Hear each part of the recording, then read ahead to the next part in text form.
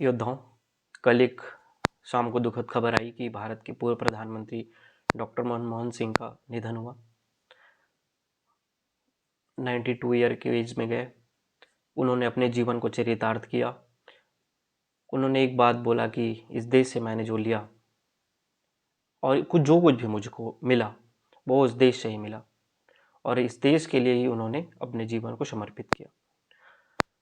लोग चले जाते हैं, लेकिन उनके काम और उनके जो उपलब्धियां हैं, जो उन्होंने अपने जीवन में अपने पुरुषार्थ पाया होता है, वो रह जाता है, और वही चीज़ें लंबे समय तक याद की जाती हैं।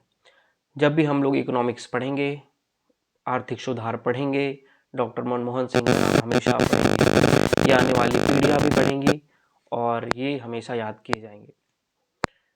हम सभी के लिए बहुत ज़रूरी है कि हम अपने कर्मों से, अपने पुरुषार्थ से, अपने जीवन में ये उपलब्धि लेके आएँ कि अपने देश के लिए, अपने समाज के लिए कुछ कर पाएँ, और हमें लोग उस हमारी उपलब्धियों के नाम से जानें। तो हम सभी उनको याद करते हुए आज के दिन का शुरुआत करते हैं।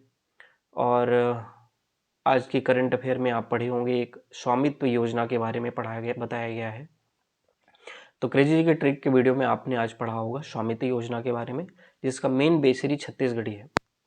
मेन बेनिफिशियरी छत्तीसगढ़ है, और इसमें जो चीज़ें स्कीम में हैं ये आपके मेंस पेपर के साथ साथ प्रीलिम्स में भी बहुत इंपॉर्टेंट है। तो ये आपको जहाँ मिले आज नोट डाउन कर लेना। अगर आपने क्रेजी जी का ट्रिक पढ़ा है तो उसमें देखना, स्वामित्व योजना के बारे में डिटेल लिखा हुआ था, मैंने लिख लिया अपने कॉपी में, आप भी अपने कॉपी में लिख लेना। ये आपके paper number 5 Indian economy, paper number 7 part 1 में जो छत्तीसगढ़ की योजना, भारत सरकार की योजनाएं हैं, उसमें ये सारी चीज़ें कवर होंगी। तो ये आपकी मेंस के लिए इम्पोर्टेंट है। तो ये आज चीज़ें आपको करना है। कोई भी चीज़ें हमें बिना मेहनत के नहीं मिलती है। तो आज हम लोग छत्तीसगढ़ के विश्वविद्यालय को आप पढ़ेंगे, रिवीजन करेंगे। मैं विश्वविद्यालय का नाम बोलता जाऊंगा, आप उसके इस्टेब्लिशमेंट ईयर और वो कहाँ पे है, ये दोनों चीज़ें साथ में आप भी बताते जाना, मैं भी बताऊंगा। पहला है इंदिरा कला एवं संगीत विश्वविद्यालय, ये है खैरागढ़ में, बना है कब, 1956 में। पंडित रविशंकर शुक्ल विश्वविद्यालय कहाँ पे है, ये रायपुर में, 1964 में। गुरु घासीदास केंद्रीय विश्वविद्यालय बिलासपुर, 1983 में बना है। केंद्रीय विश्वविद्यालय का दर्जा 2009 में मिला है, 1983 में बना है। इंदिरा गांधी कृषि विश्वविद्यालय रायपुर में है, IGKV, 1987 में बना है। हिदायतुल्ला राष्ट्रीय विधि विश्वविद्यालय रायपुर में है, 2003 में बना है।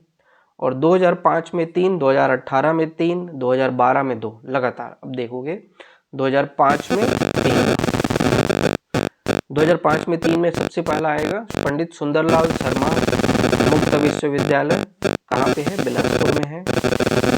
कुशाभाऊ ठाकरे पत्रकारिता विश्वविद्यालय रायपुर में है। स्वामी विवेकानंद तकनीकी विश्वविद्यालय भिलाई में है। तो CSPTU और पत्रकारिता और मुक्त विश्वविद्यालय तीनों 2005 में है। इसके बाद 2008 में 2 बनेंगे, वो जिले वाले यूनिवर्सिटी बनेंगे, संभाग वाली यूनिवर्सिटी बनेंगे। पहला होगा गहिरा गुरु विश्वविद्यालय। गहिरा गुरु विश्वविद्यालय अंबिकापुर के हैं, बना है 2008 में। पंडित दीनदयाल उपाध्याय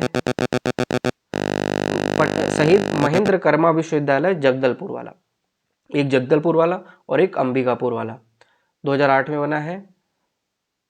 जगदलपुर वाले का नाम है महेंद्र कर्मा विश्वविद्यालय और गहिरा गुरु विश्वविद्यालय अंबिकापुर वाला।